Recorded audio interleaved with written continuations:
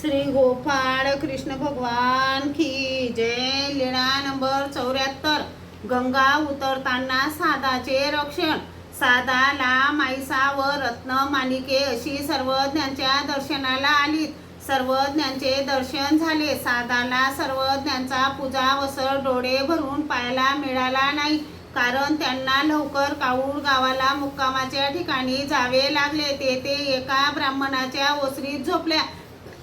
मध्यरात्री सादा उठली। आई, चल ना, सर्वज्ञांच्या दर्शनाला जाऊ। येल्लो, एवढ्या वेळी कशी जाणार? रात्र बरीच आहे, झोप। थोडा वेळ झोपली, पुन्हा उठली। आई, चल ना, सर्वज्ञांच्या दर्शनाला जाऊ।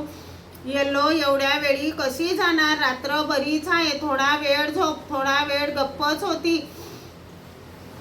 तिसऱ्यांदा उठली। आई, चल ना, जाऊ। येल्लो, मी एवढ्या रात्री नाही येत, तू जा। सादा उठली, गाठोडे बांधले आणि निघाली। येताना नदीचा उतार चुकली, डोहात शिरली, तेव्हा पाणी जास्त झाले। थोडी पुढे गेल्यावर पाणी अधिकच झाले आणि ओरडायला लागली, रक्षण करा हो जी, रक्षण करा हो जी।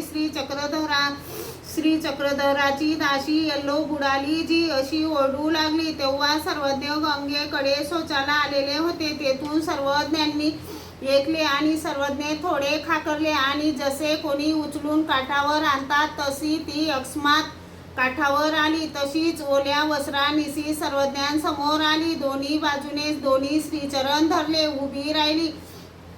सर्वज्ञ म्हणाले, हे काय साधे हो, एवढ्या रात्री एकटीच? ती गुपचूप निघाली, पुढे गेली, तेव्हा समोर बाईसा पाण्याचे भांडे धरून उभी होती। बाईसा म्हणाले, येल्लो, आताच बाबा गेले आहेत की? ते न ऐकता सादा गुपचूप निघून आली। मग सर्वज्ञ शौच सारून परत गुंफेत आले। पुन्हा साधेने सर्वज्ञांना दंडते घातले, श्रीचरणा लागली। सर्वज्ञ म्हणाले, साधे हो, ओल्या झाल्या का? हो जी, ओली झाली। मग सर्वज्ञांनी बाईसांकडून दुसरी वस्त्रे दिलीत। मग साधाने ती वस्त्रे नेसली। श्री गोपाळ कृष्ण भगवान की जय।